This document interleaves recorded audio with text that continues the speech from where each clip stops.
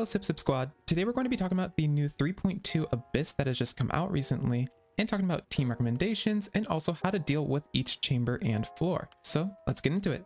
Starting with floor 11, let's talk about the team recommendations. So some of the teams that we recommend for floor 11 include Ganyu Freeze, Child International, Yai Aggravate, Hyperbloom, and Shock Rock with Yaimiko. The 200 Elemental Mastery increase from the Leyline Disorder will be very helpful for reactionary based teams such as Yai Aggravate. Starting with floor 11 chamber 1, in the first half there are 3 waves of 4 specters each, which include Hydro, Geo, Animo, and Cryo ones. Each wave spawns them in a diamond shape and close together, so grouping them is really easy to do with any character that has some sort of crowd control. It is good to bring a Pyro and or Electro units on your team, since there are no specters that are immune to these elements. Everybody stand back! Adventure Cascade! Let's light it up!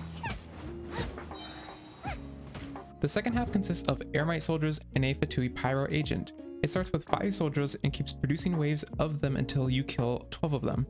After killing 12 Airmite soldiers, 2 Airmite Day Thunders and the Fatui agent will spawn. Again, having a grouper will be very beneficial since enemies will be quite spread out. However, if you don't have one, you can just start on one of the sides and go one at a time. Propagate!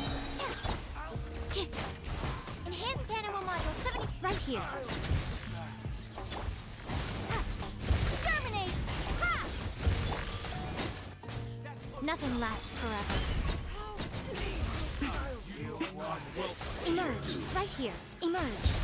Oz, reveal. Don't break my glasses. Absorption test. Swirl, Mark 2. Wings of darkness. Come, propagate. Spring forth. Right here.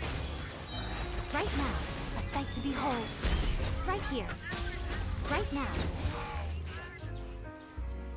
Moving on to floor 11 chamber 2, for the first half of chamber 2 there are 2 flying rune drakes that spawn simultaneously. There's many ways to approach this, but a go-to strategy is to deal with them one at a time. A common strategy for this is to use a bow character to take down its wings before using your burst abilities. These drakes are very easy to reach though while in the air, so this strategy isn't really the only viable one necessary. Let's light it up. Boba, get them. Alright, time to get serious.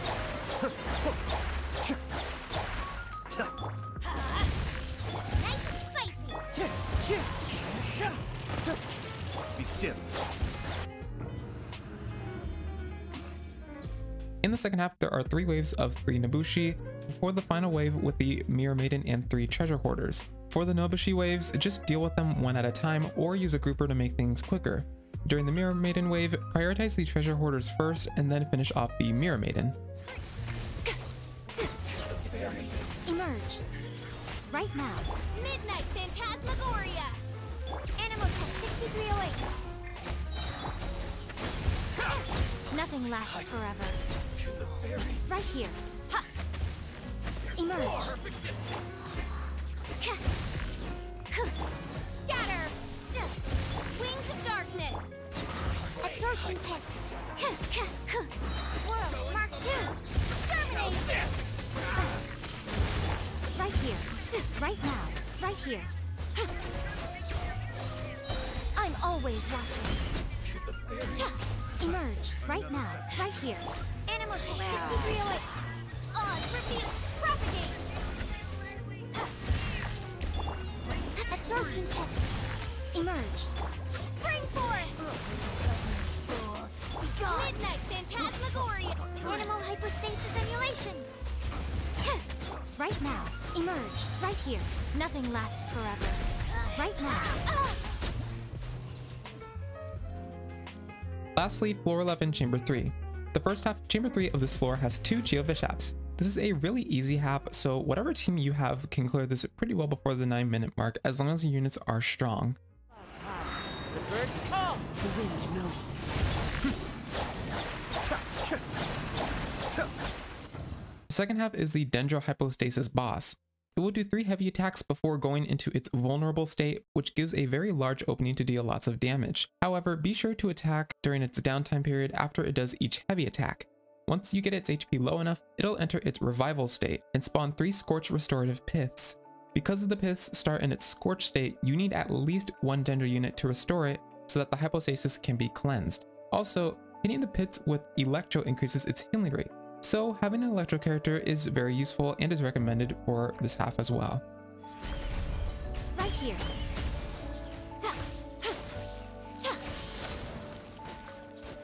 Emerge right now. Right here.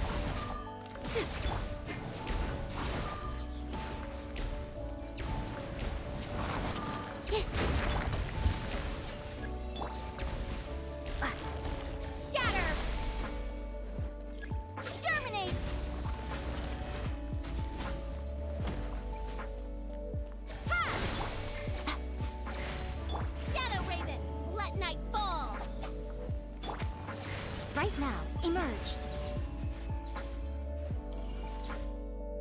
Now we're moving on to floor 12. For floor 12, we recommend teams such as Mono Pyro Yoimiya, Neela Bloom, Raiden Hypercarry, Ayaka Freeze, and Mono Geo. Starting with floor 12 chamber 1, this chamber has the small and big Electro Rift Hounds in the first half, and the Thunder Manifestation in the second half.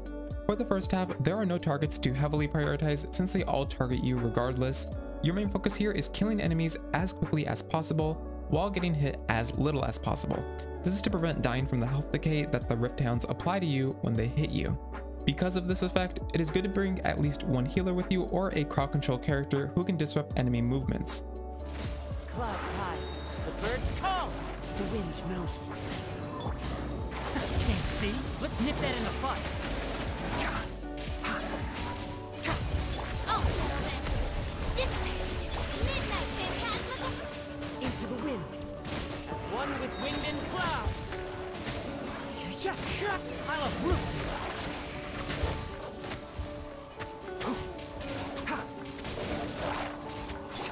Out of my way. Our bond is strong. One with nature. Fallen leaves, adorn my night. Wings of darkness. Let's nip that in the bud. Enshroud.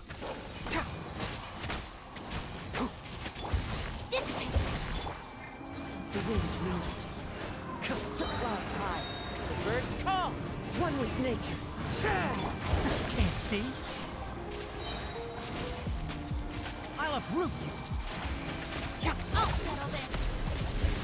As you wish, man. Into the wind. Enshroud.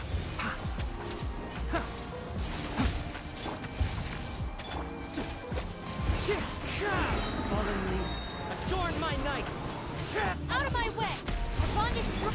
I hear everything. Can't see? Keep up. For the second half, the Thunder Manifestation is immune to Electro and moves very often. Having a bow DPS character like Ganyu or Yoimiya makes having to chase this enemy less annoying and will save time for those reaching to get all 3 stars. Bringing a shield character may also be a good idea since its attacks do lots of damage if you don't know how to dodge them properly.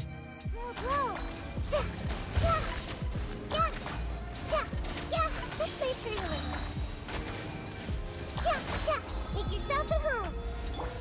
I'm going in. Let me weave you a verse.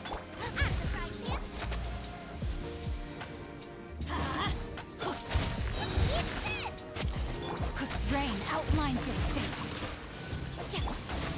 Roll, roll, roll.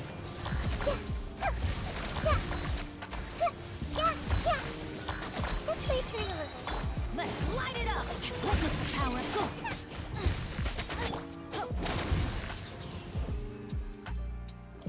Now let's move on to Chamber 2. Chamber 2 of floor 12 has Husk and Serpent Knights in the first half, and the Cryo and Electro Lava Troll in the second half. There will be 2 waves of 4 enemies in the first half. The first wave spawns on one end, and after taking them out, the next wave spawns on the opposite end. Having a Group or CC character or an AoE damage dealer will be very good for dealing with these enemies. Something to be wary of with the Husk is that they do lots of heavy attacks if you don't have a crowd control character, So you really need to learn how to dodge these enemies properly if you're not using such characters, because they do lots of damage. And also, if you're using a crowd control character, you also need to be careful of getting hit by the heavy attacks because they can mess up your swirl reactions. Into the wind. Fallen leaves, adorn my night. The wind knows me. Lightning terrified! It's midnight, fantastic! Enshroud! Let's nip that in the butt. Time to go. Into the wind. Clouds high. The birds call. The wind knows me. Out of my way! I hear everything. Can't. As you wish, Ming.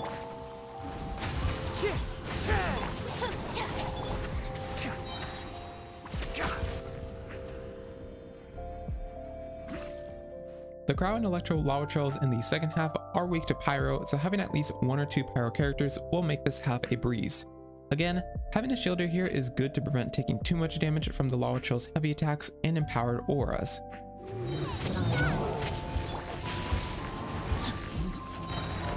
Body, let me read you a verse. No, my sword! May my final stand be a mon- Just make her a little. Share my knowledge. Teamwork is dreamwork!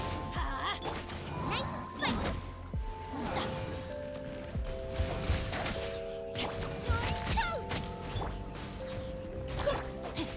Rain cutter. Rain outlines your fate. Everybody stand back. Let's light. Boba, get them. Roll. Make yourselves a home. Commit it to memory.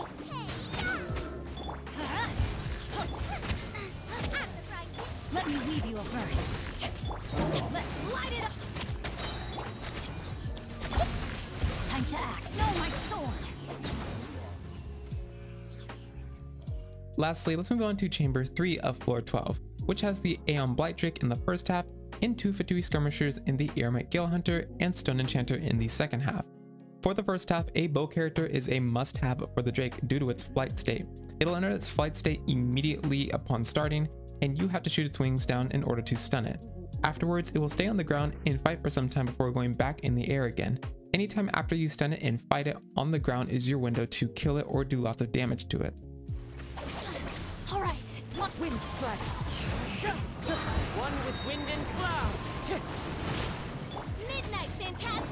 Let's nip that in the butt. Can't see. Out of my way. Our bond is strong. Into the wind. Fallen leaves, adorn my night. The wind knows me. I hear everything. One with the forest.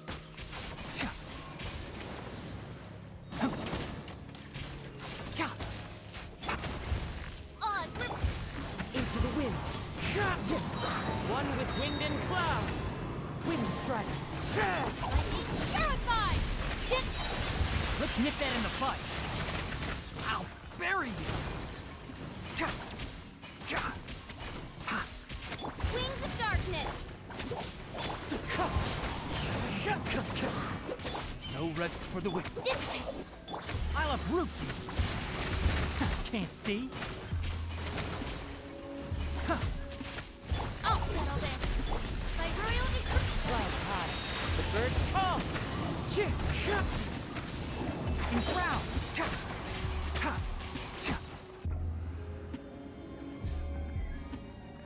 In the second half, there are 2 waves of 1 Eremite and 1 Fatui Skirmisher.